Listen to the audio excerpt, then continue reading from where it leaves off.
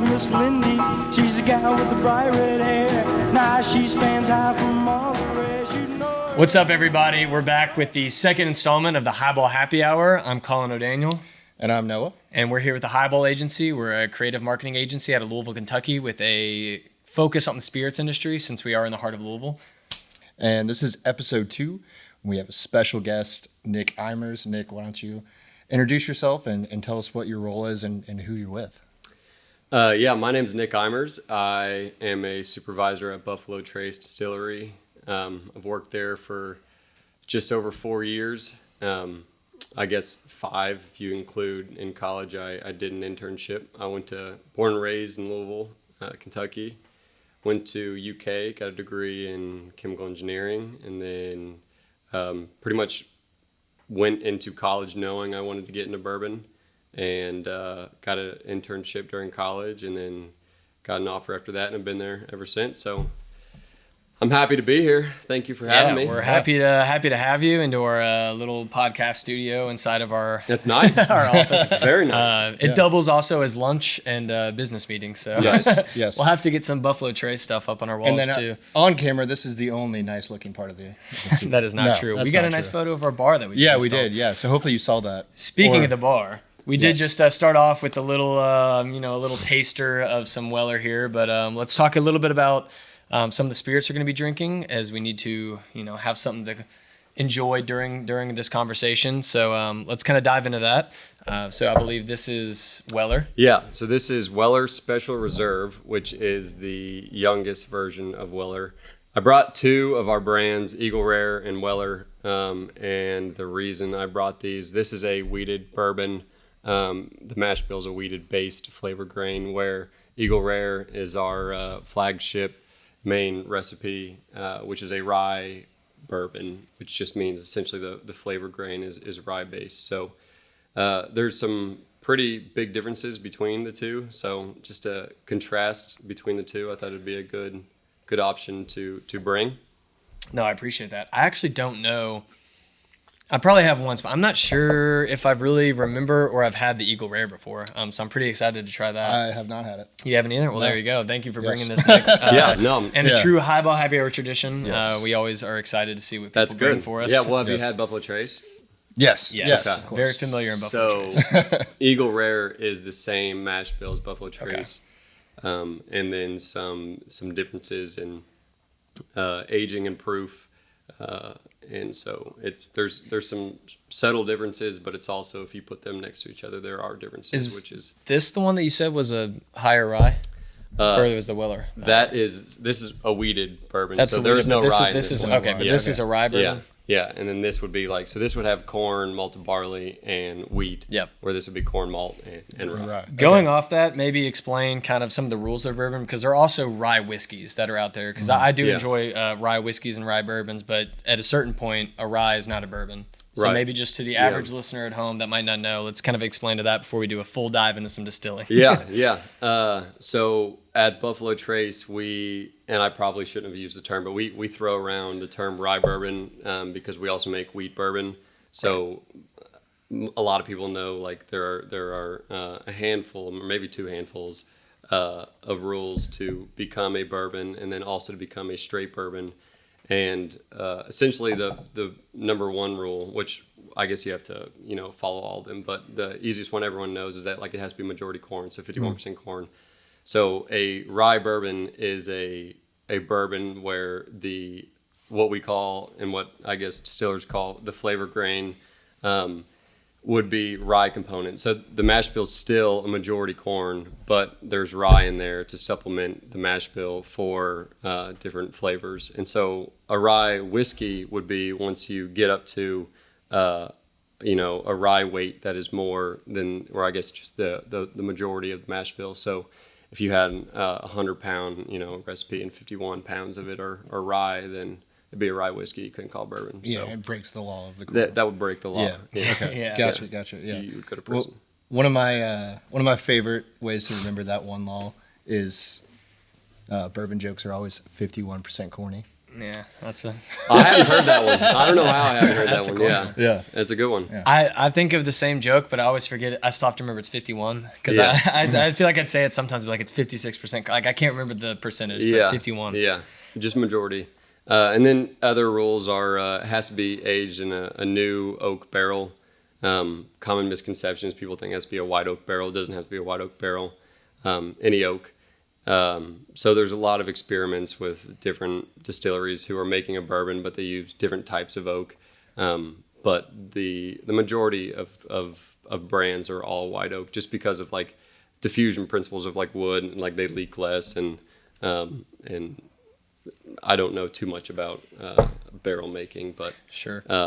that is a rule. And then to be a straight bourbon, it has to be aged 2 years. There's a distillation proof that it has to exceed no higher, and then a barrel proof or the bottle proof has to be less than a certain amount. So, and then there are a few more smaller ones, but those are the big ones. Oh, it And has then to be the- made in the USA, right? Yes, that's Common actually misconception, the though, biggest not one. Kentucky. It Yes. can be all in the U.S. Yes. We accept all bourbons. Yes. Throughout Yep. there are plenty of other places in the Yeah. United States outside of Kentucky Right. making fantastic bourbons. Yeah, but, Kentucky obviously makes the majority. Yeah, but- And yeah. I thought you were going to say best. Yeah. Well, No, and the best. Yeah, yes, I will also yeah. say the best. Subjective, but yeah. Nah, it's not subjective. Yeah. Going off of that, maybe kind of explain a little more on what your day to day is. Like, what do you actually do as a distillery supervisor at Buffalo Trace? Yeah, because I mean that could mean a lot of things, right? Yeah. Yeah, so it's a pretty big wide. it's a big operation. So I do everything from running grain handling to all the way to pre-barrel. So grain quality, inventory of grain, tracking, lots of things with grain when it comes to production planning, and then mashing. So cooking. That's where we, have our big cookers, and we're cooking the grain just like you would at home, boiling it essentially to convert a bunch of starches to sugars that are the types of sugars that are fermentable, and then fermentation. So we're converting those sugars now to alcohol to make a beer, and then distillation. So now we're boiling that beer and separating water and alcohol to make a higher proof liquor. And then the dry house, which is the waste, what we do with the waste that comes out of the still, because when you're separating two liquids, not obviously you're going to have a waste stream. And it's a pretty big waste stream. So we dry that back down to a grain and sell it back to cattle farmers. And then the powerhouse, also we have to make steam. We use a lot of steam to do it. A lot of small distilleries can use electricity and just have like electric coils like in kettles and stuff to cook. But I think I don't know if anyone uses electric coils for pot stills. I doubt it. I think everyone has some sort of small boiler. But since we're so big, we have huge boilers. It's a pretty big building and operation. And then that's pretty much encompasses what I do day to day. So we have production goals and production standards, and so I lead a team of 15, 16 operators where I'm essentially like the kind of like the quarterback of the operation. Everything Nice. affects the next job, and so coordinating work and just day-to-day operation to make bourbon really is what I do. So some of it can be small maintenance stuff where we're trying to fix things, and then because that happened we have to adjust because now we have things boiling at a temperature and we can't just leave it there for 30 minutes. So there are just random decisions that are just you're making all day to continue production. So it's a pretty encompassing job. And then there's a warehouse department. So then after it comes off the still, we pump it to like the cistern room, which is like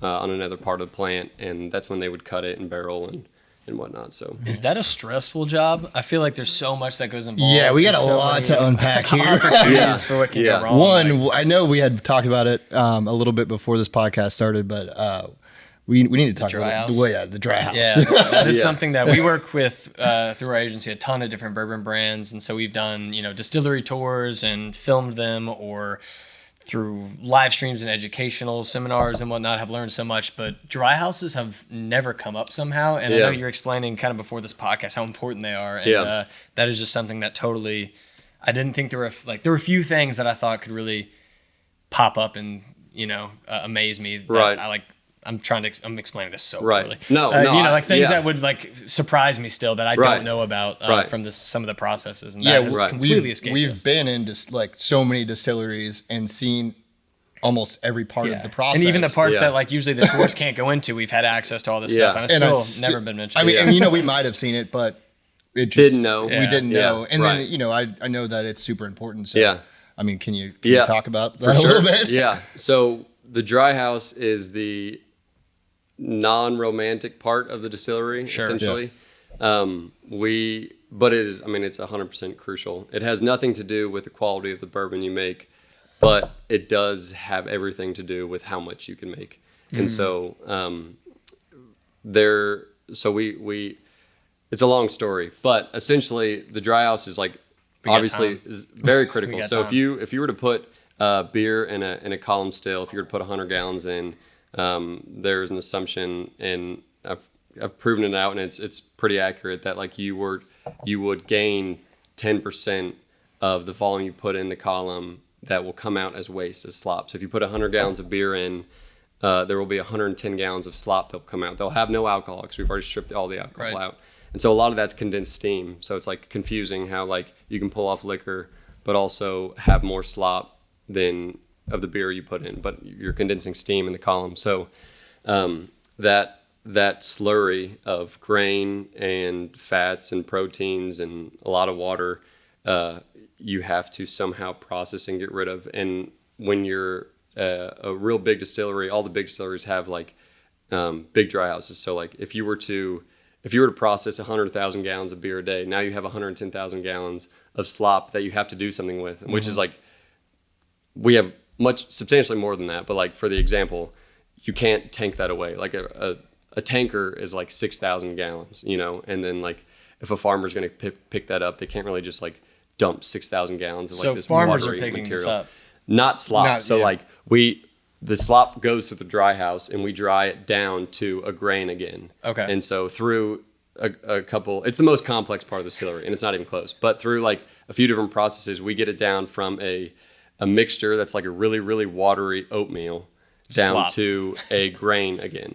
And that grain is what we load out and sell to farmers, and they sell that as cattle feed. So we get grain, we use it, extract the sugar, and then we dry it back down to a grain again and sell it elsewhere.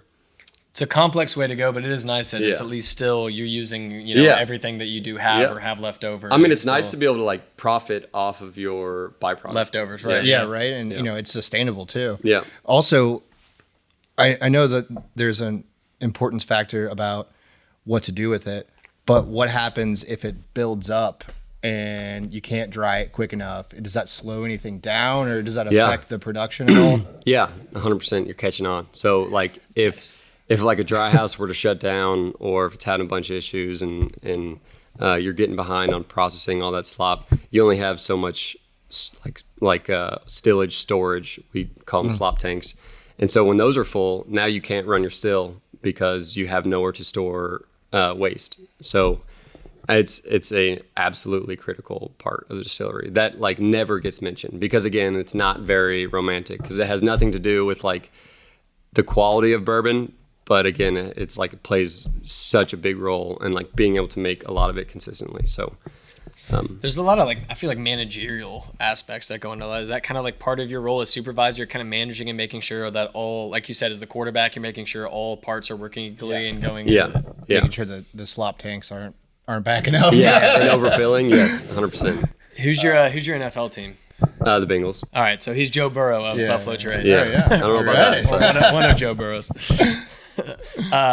Going off of this, so Buffalo Trace is a very well-known brand itself, but I feel a lot of people don't realize or separate the Buffalo Trace whiskey itself from the distillery. So how many different brands do you all carry under the name? There's two more right Buffalo there. Trace, right? Yeah. There are a lot, and I don't think a lot of people realize how many we have. So I'm probably going to miss some right here. Yeah, but totally. Buffalo Trace, Eagle Rare, Weller, Blanton's, E.H. Taylor, Pappy Van Winkle, Stag, Elmer T. Lee, Benchmark.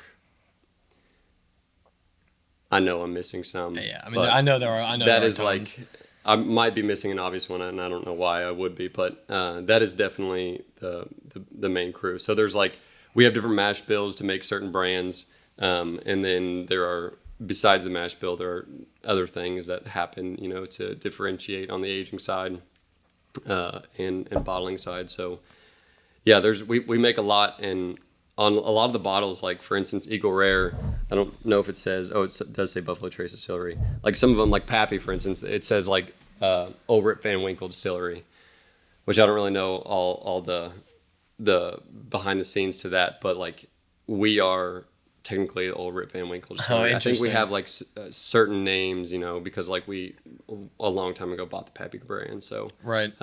So did they continue that, or was that just was that a different distillery at the time when they were making Pappy, or has it always been there? And it has not always been there. Okay. Yeah, I'm not really sure where. Yeah, it was. if they kept that name just for the tradition aspect. Or Yeah, if they, definitely. Yeah, and the family's still very involved. Right. Yeah. Yeah, no, Pappy's a fantastic product that I have not had the pleasure of enjoying yet. Yeah. But we'll get so there. that is a weeded bourbon, just like Weller. Do you mind if we try some of this 100%. while we're here? Yeah. Well, I I mean, while we open it up, Yeah, go ahead. so with all these brands, I feel bad opening this. Don't feel yeah, bad. thanks, Nick. Yeah, thanks, Nick. This is why we do this, so you can let us yes, try new whiskey. yes. People bring us stuff. Anyways, with all these brands and your role at Buffalo Trace, do you manage all of the brands, the production of all the different brands, or is it all run kind of through the same areas, or are there different areas for different brands, or? So yeah, good question. They all go through the same process. So Yeah. I'm involved on every brand we make, and vodka. So like Wheatley vodka is our vodka product that we are making more and more of. Wow. But yeah, I'm involved on all the brands essentially. Would you like to enjoy some as well? Sure. For those listening, we are cracking open the Eagle Rare, and Noah and I are excited to try this. Yeah, we first believe time. for the first time. So. Yeah. Cheers! Thanks for having us here. Yeah. Pause. We'll scratch that. Cut. Cheers! Thanks for being here. Yeah. And, happy to be here. Cheers. Yeah. Cheers. Yeah. All right.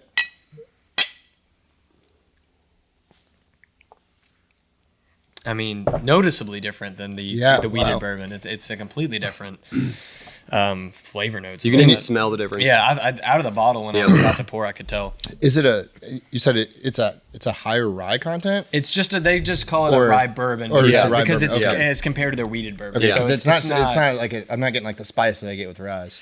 right. Yeah, it's definitely not a super spicy. Spicy, Yeah. yeah, So okay, there yeah. are like, and again, I probably shouldn't have used the rye bourbon term because now Yeah, it's yeah. confusing. For the things. layman, it's just like a us, bourbon. it's just a bourbon. It just has rye, unlike yeah, the they're both weeded. bourbons, but But, it, yes. it has rye Yes. in it. Yes. And so then we have different recipes that have different amounts of rye, and so I mean, this is delicious. Yeah.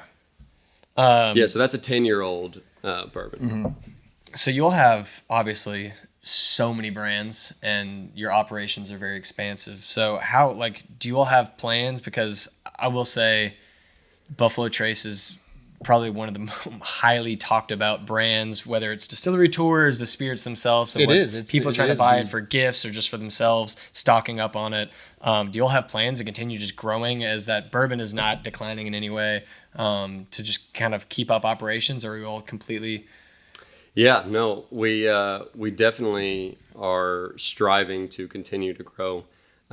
This 2023 was a big year for the distillery for sure. We've undergone like a $1 billion expansion in the last few years. Hit B. B, yeah. Oh wow. So we kind of in November, December, but then full steam ahead in January have commissioned our new still house. So we have 2 still houses now. Brand new still, identical setup as our old one. So that doubled our distillation capacity. And then we built a new mill house because all the grain we receive in, we got to mill down into like a powder, which is you're pretty much just like grinding it up into a meal to increase surface area So when you're cooking it, you can extract as many sugars as you're able to from the grain. And so like you can't cook whole corn, you have to grind it. Yeah. So it's like a powder. it's a powder. Yeah. It's a little coarser than a powder. And so there are so many things involved where like if you're going to increase that, you have to increase this. If you're going to increase that, you have to increase that, you know? So pretty much the entire, process within the last 4 years has been expanded to a substantial amount. 2023, we commissioned our new mill house in July.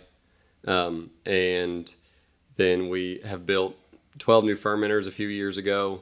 We're going to be building 8 more fermenters around the corner. We built a new dry house. Back to the dry house subject. We already had a dry house, but then like again, if we're going to expand our distillation system, we have to be able to process it. So we built a brand new dry house facility as well that we commissioned late last fall and has been running since then. And so we built over the last 5 or 6 years 19 more warehouses on site. They're all like 60,000 plus capacity warehouses. I think all of them are over 60,000. And we're currently building more warehouses in London, Kentucky, 17 more of those. Interesting. So yes, we're expanding. We're still very much in the midst of the full expansion that we're going to reach. We've gone up a substantial amount, but there are certain factors that are still. So like we have 2 stills that they have the ability to run double of what we were previously running, but because of a couple other things still expanding, we haven't fully gone double production yet, but we've increased by like 60% in the last couple of years. Jeez. And next year So there's have a little more. ongoing. Yeah, and 60% like on a already large distillery was quite the project. You know? Yeah, I'm So, sure. That's why it was billions there's- in expansion. yeah. Which you need to, but big things coming in the future. And Yeah. then segue, let's talk about your past a little bit. How did you get into kind of whiskey in the beginning? And, this whole, all of your knowledge and stuff that you're giving to us now, like when did you first kind of have that spark and be like, oh, I think whiskey could be something that I'm interested in or brewing or distilling in general? Yeah, that is a pretty good story. I haven't told many times. I got into it because of my dad. Colin, my dad passed away when I was like early in high school. And he's from St. Louis, which is a big brewery city, Anheuser-Busch, and he's like one of 7 kids, and a couple of his siblings and or brother, sister-in-laws have like worked at Anheuser over the years. So I was kind of around people who had been in the alcohol industry, and he came to Louisville for soccer and met my mom and stayed here. And one thing that I started noticing once I was a little older, him saying is he wasn't super fulfilled by his job. He was like in sales and enjoyed like the people aspect, but he kind of always said like, I remember distinctly like several times him saying like if he could go back, he'd get into the bourbon industry, because especially at that time in 2012, 2013, it was really starting to gain. And so in high school, I was senior of high school. I was thinking about what I was, going to do and after college, which is crazy. You're thinking about that at 17. Yeah. So I thought about going into medicine, shadowed an anesthesiologist. Someone passed away, like low risk surgery, very first surgery of the day. And I was like, this isn't for me. Yeah. Yikes. Didn't really enjoy that. So I was like talking to my mom after that, kind of, upset about that because I had been thinking about it, for 6 months or so. And so then she was the one that actually brought up, like, what about bourbon? Like, you're good at math and science. Like, your dad always said that. Would you ever think about doing that? And as soon as she said that, like, it clicked. And I was like, that's what I'm going to do. Like, I want to be a distiller 100%. So you dove right in. Yeah. Wow. Like, I was 17 or 18. And That's kind full of made commitment. that decision. Yeah. You're 25 now, right? Yeah. 26. Yeah. 26. Yeah, that's commitment. Yeah, so I kind of looked into what a lot of distiller backgrounds have, and you don't have to be chemical engineering, but a lot of them do. So that's why I chose that, and then kind of just kept sticking my foot in doors, and eventually I wanted to end up at Buffalo Trace, and when I was in college, there weren't many, maybe 2 or 3 distillery internships in the state, and so they were pretty competitive, and so I was like obviously really wanting to get one, and luckily lucked out on that and did get one and landed at Buffalo Trace, and they asked me back after that, and the rest is history. So that's kind of how I got into it. So I kind of have like I have a passion for the industry for sure, because my dad and my mom, definitely raised me right, but also like both loved Kentucky, and just from being around my dad and being impacted by him, like there's not just a job sense to me, there's like a whole other side of things. Yeah. So I don't really see it as a job, which is like really nice. And after That's important, dude. Yeah. I mean, that's how we are as well. Like, we have a very different story. I didn't even think about what I was going to do until like junior year of college, and we kind of fell into this position. But like, besides maybe with this guy, like I like going to work every single day. It's fun. Yep. You care about it, and especially like kind of similar thing with the bourbon industry. Like I just always thought the bourbon industry was so cool, and I had that kind of. My parents both are from Springfield, Kentucky, and Louisville. Grew up loving Kentucky, and so kind of just being a part of that on the more creative marketing side, and it is fun to come to work every day. Yeah. No, I wake up very early, crack of dawn. I've seen some of your Snapchat stories, Yeah. Instagram Yeah. stories, especially when you started. And it was Yeah. just always like Yeah. 4 a.m. It's Yeah. a beautiful picture of the distillery, but I know Yeah. that you had to drive there and Yeah. all that. And I'm like, we Yeah, can hear it. it's about 45 to an hour away, Yeah, isn't it? yeah. Yeah. I drive 45 minutes From Louisville, where we are now. Yeah. Yeah, we can So- get every 9 mile. a.m. and I'm like, I'm Nick, I remember Yeah. you telling me about the internship before, and you said like it was like almost like meant to be, because I forgot what. Oh yeah, you got like You like a call you back, and they were called, like, "Hey, and we're they doing were a like, tour "Hey, or like, something we the have next an day," we have an Yeah. internship Yeah. thing tomorrow." Yeah. I at the time they didn't really have a great application. which is surprising, by the way. I kind Yeah. of would have assumed, especially because we're well after the bourbon boom while we were in college, Yeah. that there would have been a lot more internship opportunities or stuff like that. I think a but- lot of it at first was, I don't know if anyone wanted to dip their toes in it, because people in college, a lot of them are younger than 21. I didn't think about that. So I think maybe that had something to do with it. I'm not 100% sure. Were you but 21 at the time of the internship, or? Yes, I was. Yeah, Not when okay. I applied, but yeah, when I started, yeah. But some people aren't, for sure. And so I think there's now, there's lawyers got involved and got it to work out and whatnot. But yeah, that is a good story, a good memory. Yeah. I was like, there was like some portal that pretty much no one checked, and I applied for it on there and saw the job, and didn't get anything back. And the system has completely changed. Now it is very like upfront, but just because there was one intern before me, so that was like the second year. So it was like very much not Oh, really wow. looked after. Yeah. Yeah. Well, that's why. Yeah. And so I was I got a certification in like bourbon brewing and winemaking in college that UK offers, and I was in a class with Dr. DeBolt, and he had a contact of someone at Buffalo Trace, and before class I brought it up to him again, saying like I applied and like haven't heard back, and just want to make sure if you know anything that I don't know, kind of thing. And he was like, I'll give you this woman's number. She's like the university relations recruiter, and again, she didn't. After that, she was awesome. She was a big part in like my career growth at the very beginning. But since that was a new position, I don't know if she was like checking this portal kind of thing. So they were like doing like in-person recruiting kind of thing. And so he gave me her number, and I called her, and pretty much just like as soon as she said hello, I just like didn't let her say a single word. I just like Give talked her for the 3 pitch. minutes and just Yeah, gave my yeah. full pitch. Hell yeah. And I think she was like, "Are you going to be available tomorrow night?" And I was like, "Yes." I'll find a way She's to like, do it. "Well, we have like an interview internship like seminar kind of thing where they're bringing like candidates in, and pretty much all of them are from like Purdue and Rose-Hulman." And so I was like, "Yes, I'll be there." So yeah, the next morning I showed up, went through a day of interviews, and at the end of the day, like got the offer, and I was like, "Oh my gosh, thank Wow. God I called." Yeah. Things could have been completely different. Yeah. Be persistent and Yeah. befriend your Make that teachers. call. Make that Yeah. call.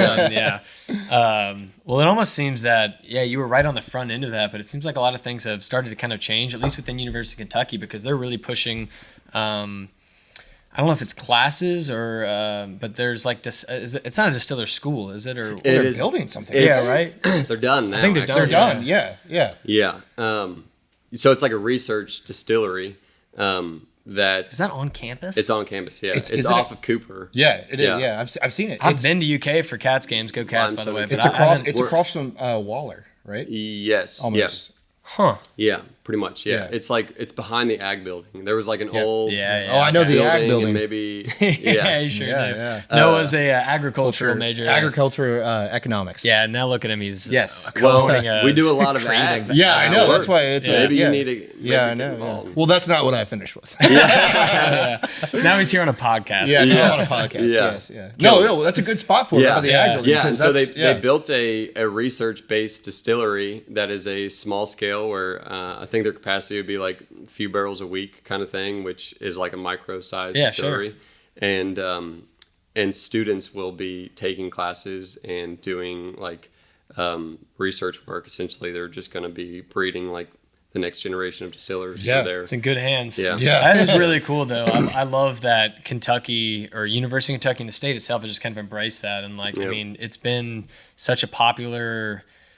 I mean, the bourbon boom has been going on for what? I mean, when did that kick? Do you remember the year? There's an actual date for it. Oh, It was really? like, yeah, I can't remember. March 2011. Yeah, something like that. Sure. But with how much growth and like Kentucky being known as like the bourbon capital of the world and all that, I'm so surprised that nobody had really taken an interest in kind of the like teaching the younger generation or people wanting to get in that industry, Yeah. being more trained going up. So that's really Yep. cool. And you've been kind of a part of that, haven't you? Gone and done some Yeah. speaking or whatever Yeah. for a couple. Yeah, I give like a lecture each year to like bourbon production engineering or something, a class that they now offer. They didn't offer that when I was there, but like an incredibly cool class that goes through literally the engineering side of producing bourbon.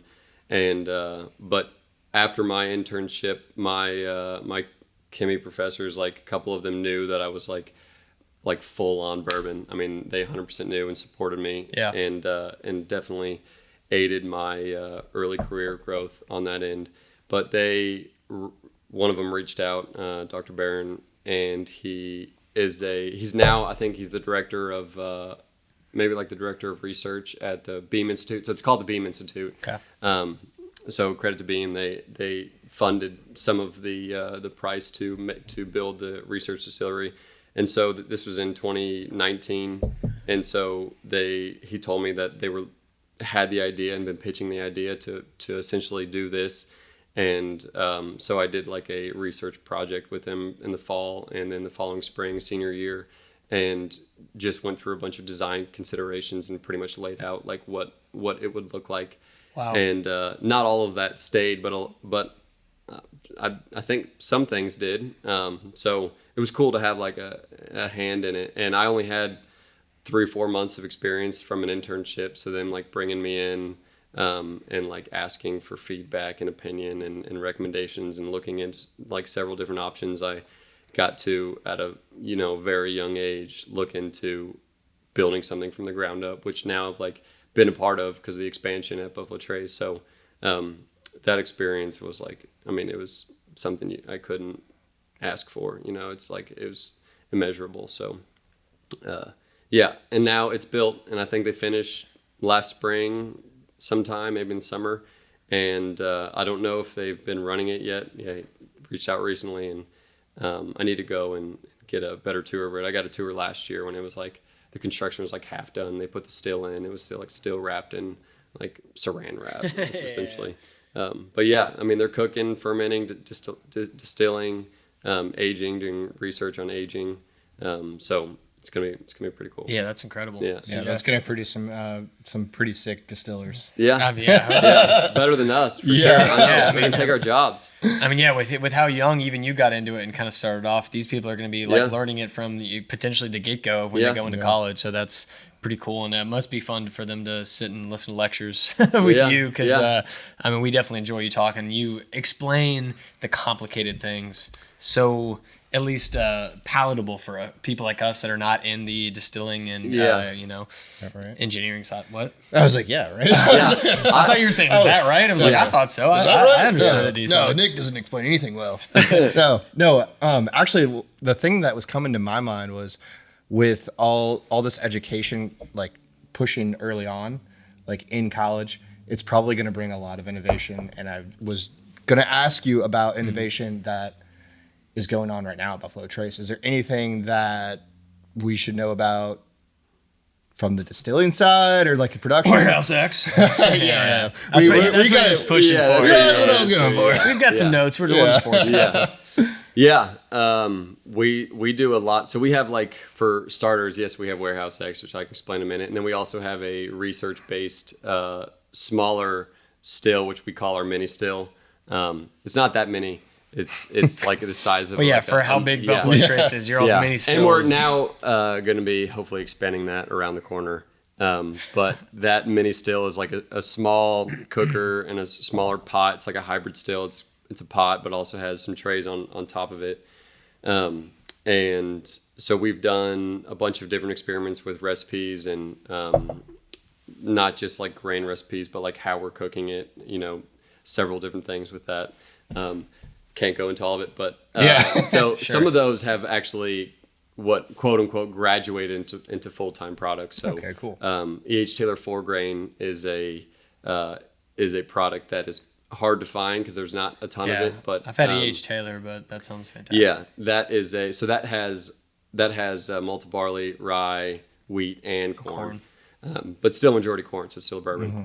And we call it 4 grain. And that was a small experiment at one time that passed with flying colors. So now it is on a large scale. So that's cool. That's the stuff that I feel like is so much fun. Like, obviously your day-to-day stuff's awesome. You're making incredible whiskey, but being able to kind of experiment, try new things, and find, using that E.H. Taylor recipe, but adding another grain, or was it a 3 grain before and you'll add it a 4th grain? Mm-hmm. Like, yeah, that's awesome. Yeah, and then Warehouse X. Is actually a project of mine that I love and really enjoy and am thrilled and so lucky to have it. I've learned so much, but Warehouse X is it's a small warehouse. It has 150 barrels in it. There are 4 independent chambers and then a breezeway, which it's covered from rain, but there are no doors. Like there's just a gate, so it's just like outside ambient weather. And the elements. In the elements, that's right. And normal warehouses or rick houses, they're completely covered. They are covered. Yes, but they're not temperature controlled. Correct. Yes. Yeah. Okay, some of them, some distilleries have some sort of temperature control, like not letting it get below a certain temperature. Okay. Some of them just let it just go where it goes. But Warehouse X is just Warehouse X. So there's 4 chambers, and each chamber has 30 barrels. And we are able to control 4 variables, and which is sunlight, humidity, temperature, and airflow.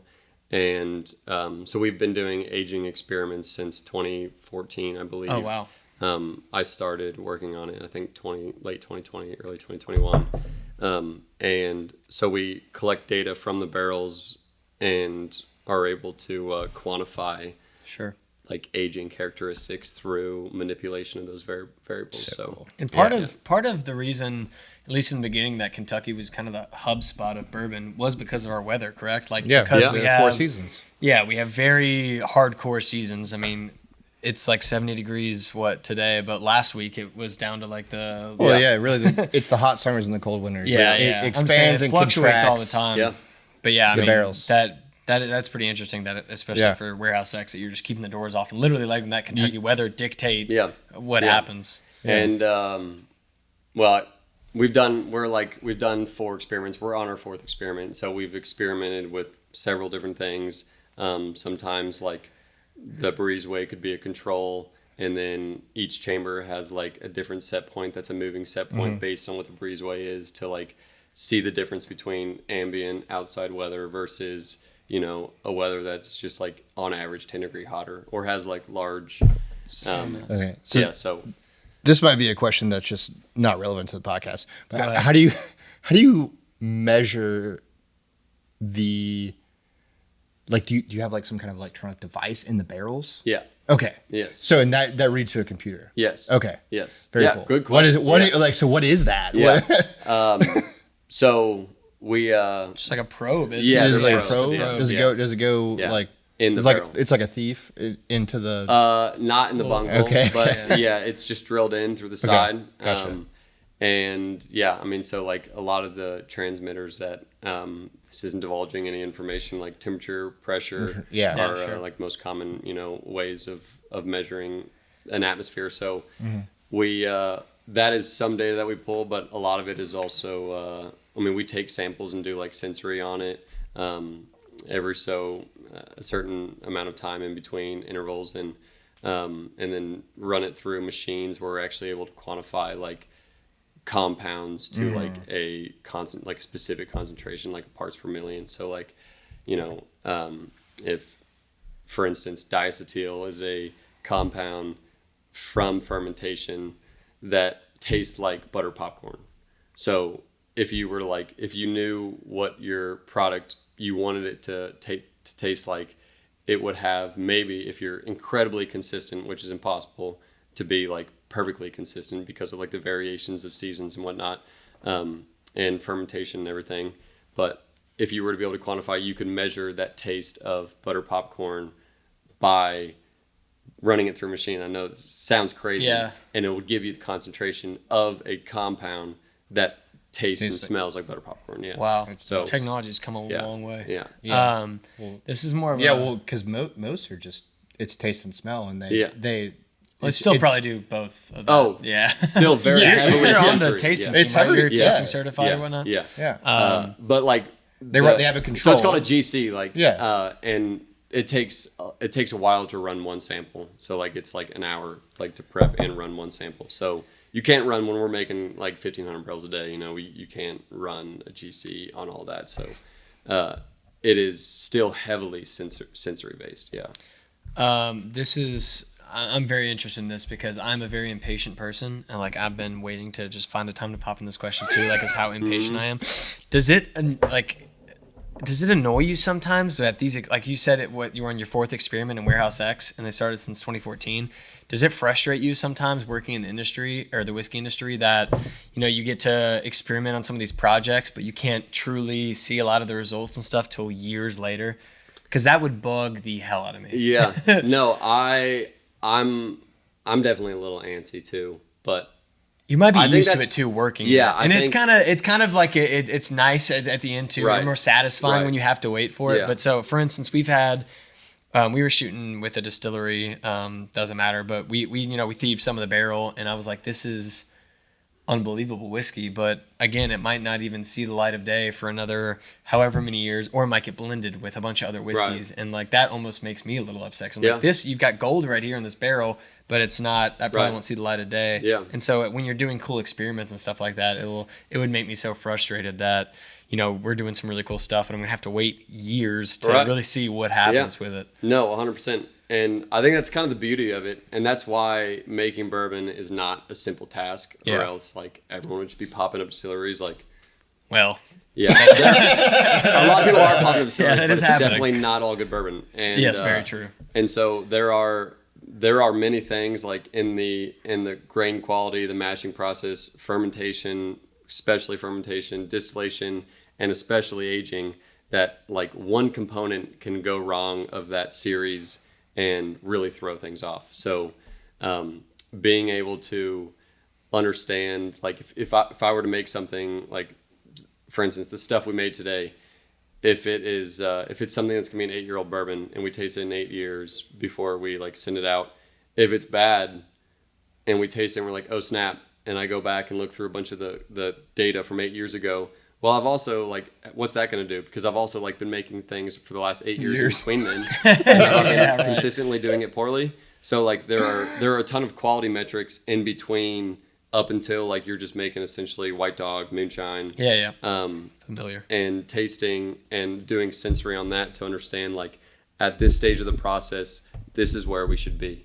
Like this is the quality standard of where should be. And because it's like a complex, long process, and there's so many variables that can affect the final taste, and that's why we have a big quality department essentially. Mm-hmm. And so we have people who, like, we have a chemist, a lab chemist, Kevin, who primarily focuses on like specific like liquor quality, White Dog and barrel samples of like 1, 2, 3-year-old barrels and taking samples from the barrel from certain lots and distillation dates and seeing how they're progressing, because like you have to understand where it's going to be early or else you will lose money.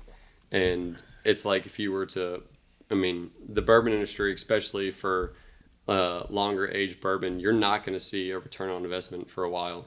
So up front, it's a pretty big gamble to put all this money into something that, like, 10 years from now might not be that good. Right. And if you don't get that money back, then you're 10 years in the pot. And if you don't realize it think about, until you're 10 years out, you just made 10 more years behind yeah, that. exactly. That's coming up.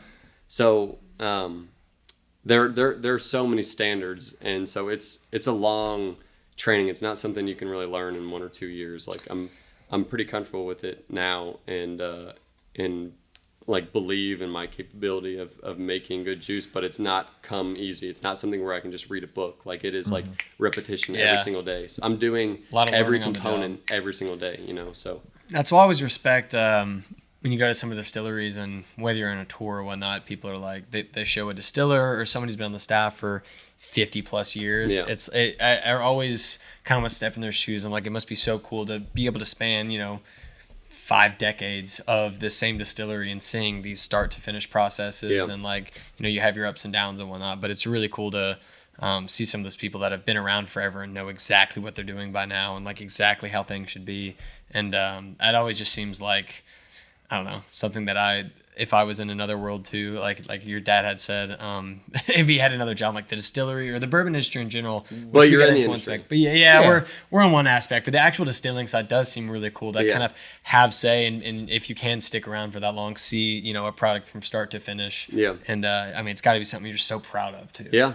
No, I'd like to see people enjoying drinking. Yeah. I besides Benchmark, which is our young bourbon, anything that's on a shelf is nothing that I've made until now.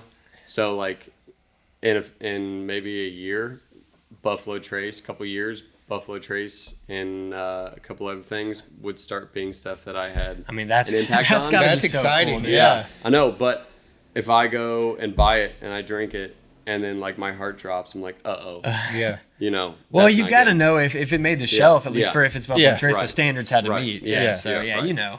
But But you'd be before you'd be it would gone be if Buffalo you were Trace tearing when it we're up. doing like sensory analysis on Yeah, it. I was gonna say you have the safe falls. Yeah. But like still. again, a place like Buffalo Trace, we have several people that like really know what they're doing. Yeah, and so you have to. Yeah. Especially a company as high regarded as Right. Buffalo Trace. Right. And like you said, it's like it is definitely a high stress, high paced job because there are so many things going on.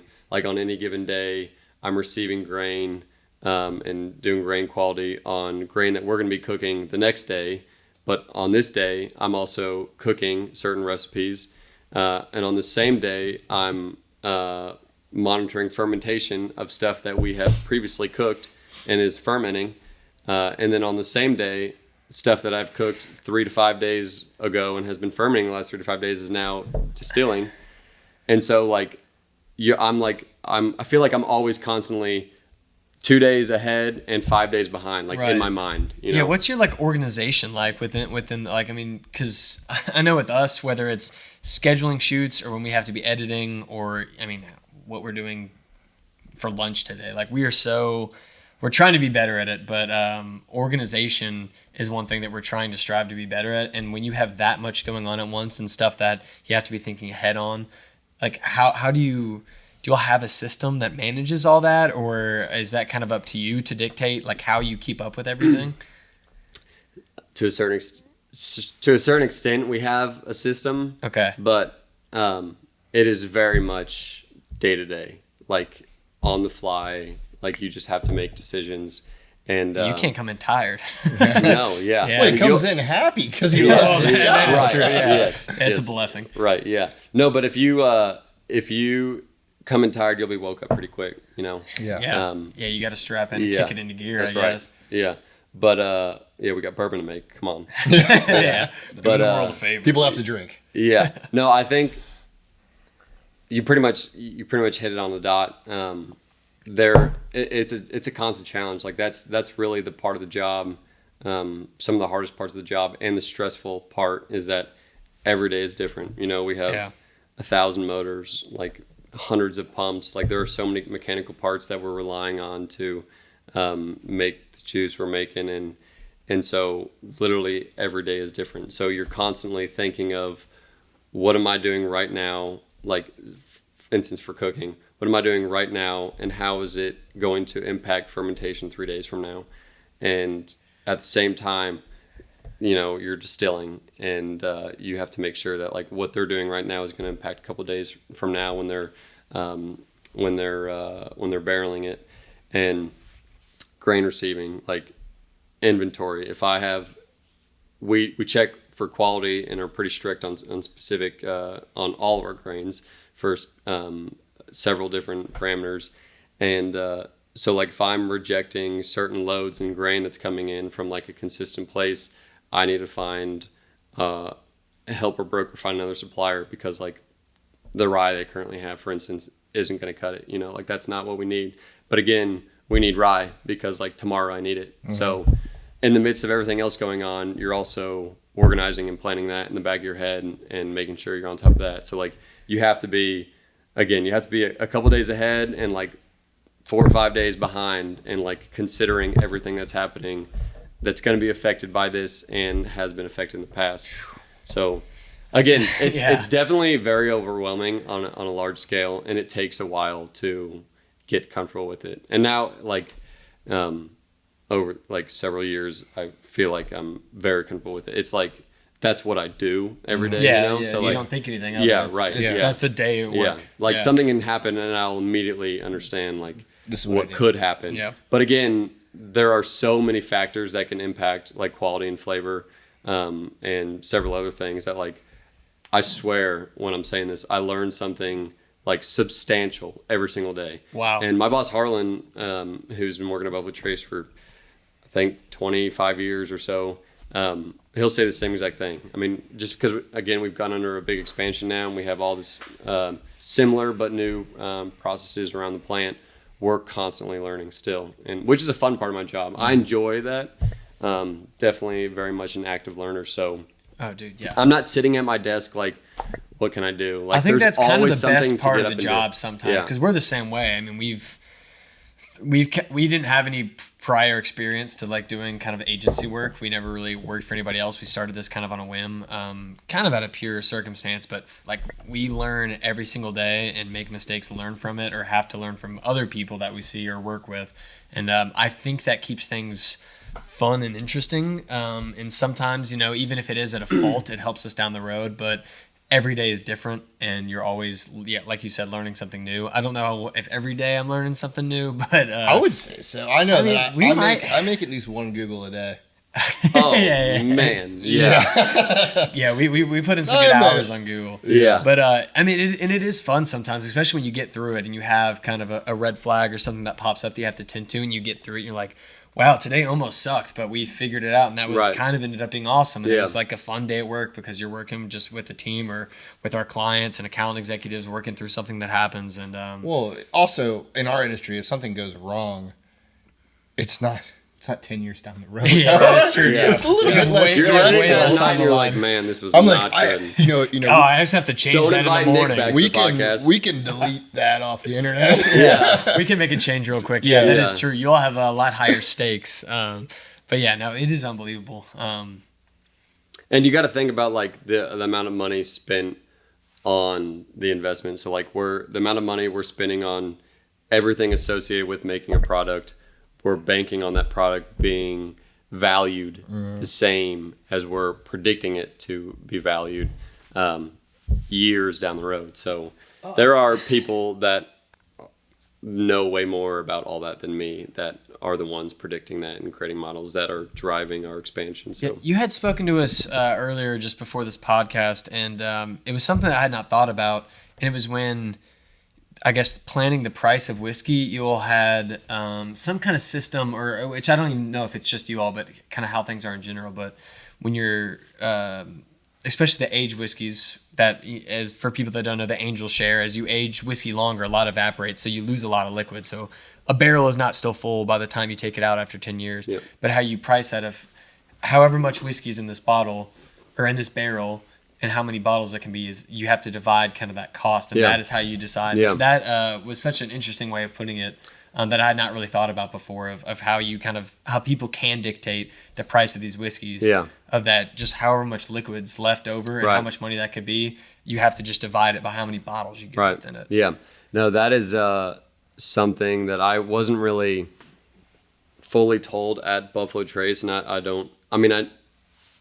know we have to do it something like this, because if you scale it, you can like prove that it's the case. Sure. There's a lot of data out there that says like an average 8-year-old bourbon is going to make this many cases a bottle at this proof. Sure. A 12-year-old bourbon is going to make this many bottles. So we, and every distillery, we track costs per like proof gallon created. And so we need to see a return on investment on a specific volume. And so produced, like we put this much money in it produced. So if we, so it's something that like I've read through like distiller forums or something that like, and I'm just gonna throw this number out there. Say like, we're gonna sell this barrel after it's done aging. We're gonna sell this for $5,000. After it's all said and done, no matter how many bottles we have, the net profit has to be, or not the gross would be like $5,000. Yeah. And so if you have a half barrel, that's still $5,000. If you have 75% of a barrel left, that's still $5,000. if you've got one bottle. If you got one bottle, it's yeah. a $5,000 bottle. Yeah. And so, aside, there are a few other metrics after it, like Of course. depending if you're single barrel, small batch, there are ways. Some are more labor intensive to bottle and require some more cost, but essentially, like that would be how someone would go about. Here are my expenses to make this amount of juice. Here's how much. Like here's my margin essentially, and regardless of how much I'm making, I need to make this much for have a sustainable company. And if you make 20 cases, then you split the price evenly among 20 cases. If it's 10 cases, then you split the It's so price. interesting to me. Yeah. We need that also has to be predicted years ahead of time. Yeah. Which is insane. Again, I don't do. Yeah. I was gonna say that I would love to have someone on the podcast that kind of is interested in that, because that's kind of the part economics of bourbon. Yeah. that is something that that would be cool. even in That like would the be really bourbon cool. books and snobs and all that other podcasts that aren't us that talk about bourbon, that's kind of something you won't really see, is kind of the economics of bourbon and how the money gets managed within each barrel and how many bottles. And, I think the prediction of that. predictions. Yeah, exactly. Well, that's why you'll like when you So cool. when you see like new distilleries arise. Often, a lot of them, for one, will either like outsource juice somewhere and like do their own little aging. Easiest way to start. Yeah, like barrel finish or something. Yeah, throw a label in there. Yeah, because that's a quick ROI. But if you Actually go start to finish, that's tough. And if you were to do that and not ever outsource barrels, which in my opinion would be the way to go, because like you're truthfully making it from like If you're taking a 4-year loss, if I were to start a distillery tomorrow, I would not ever outsource juice. Like I don't care if I'm like not getting money in 6 years. I'm not putting anything with our name on it that I didn't see that grain. You know what I'm saying? And so that's why some companies, a lot of companies, go into like vodka or gin and things like that, and make that on the side as well as bourbon.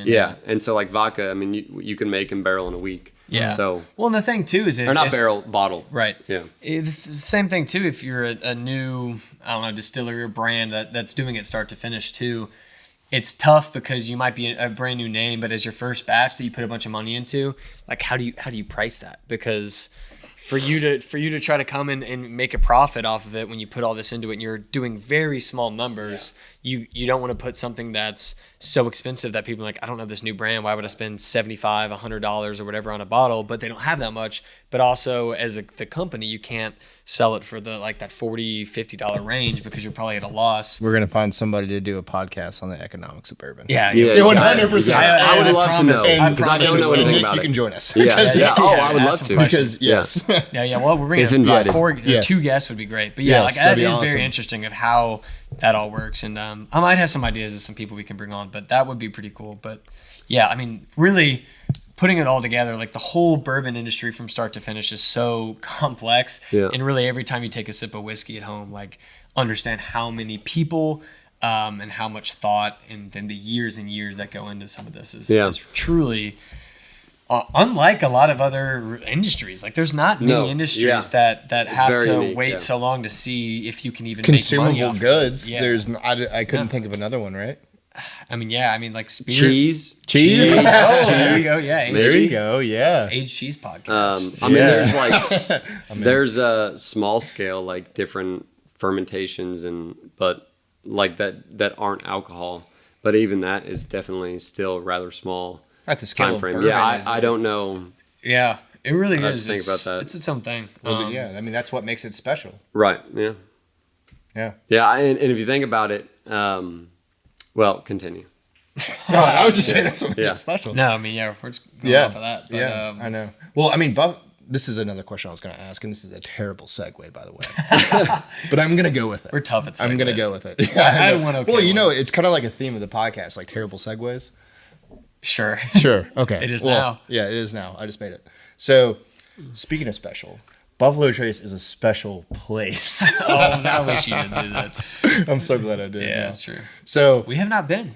No, we have not been, and I know that we had talked about some of the pictures that you've taken early in the morning, and it just feels magical. I want to know what it's like going there every day.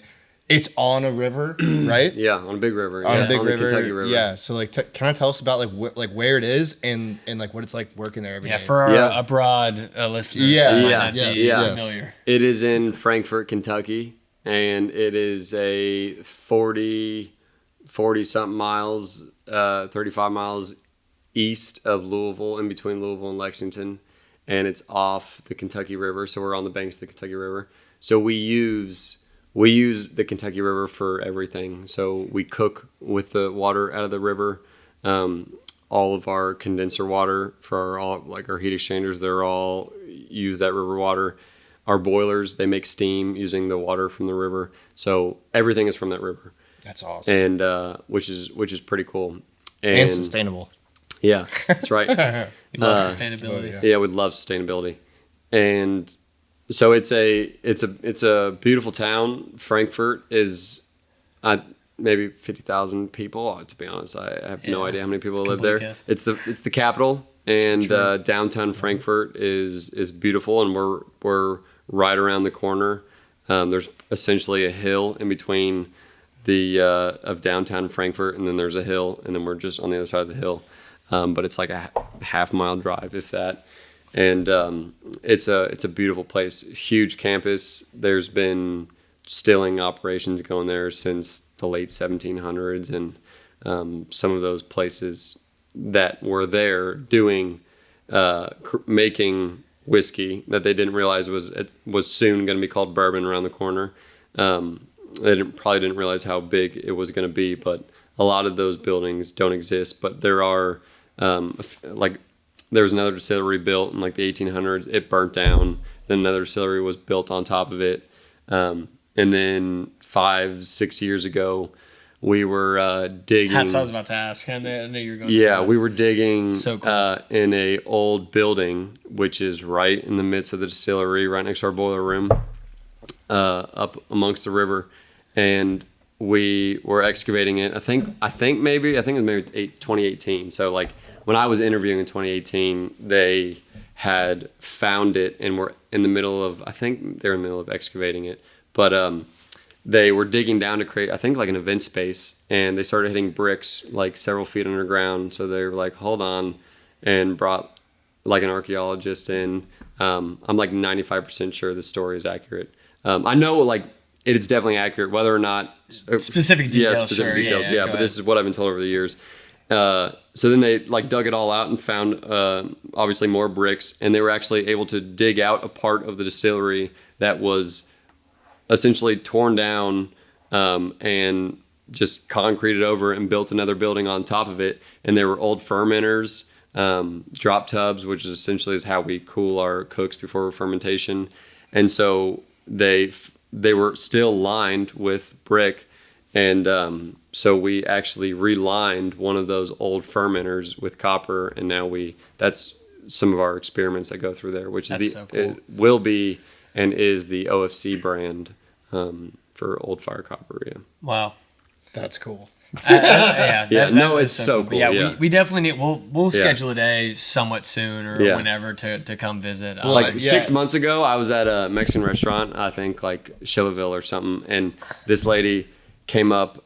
She saw I was wearing a Buffalo Trace shirt, and she didn't even know I worked there, but she was just like, came up like, I love Buffalo Trace. Do you love it? And I was like, I guess. I was like, yeah. yeah, I do love it. And then she talked about like the place more, and I was like, well, I work there, so yeah, like some of the things you're saying are really cool. Like you should come, yada yada.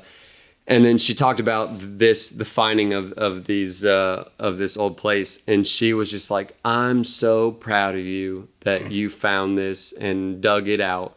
And I'm like, ma'am, I had You're nothing welcome. Ma'am, to you're do welcome. with any of this. Yeah, like I did not ever pick up a shovel. I was never in any sort of equipment. Sounds like she needs like, a it was job kind in of Buffalo Trace. before my Yeah, time. she She was like, I don't care. I knew you had an impact on it. Like, Wow. I appreciate you.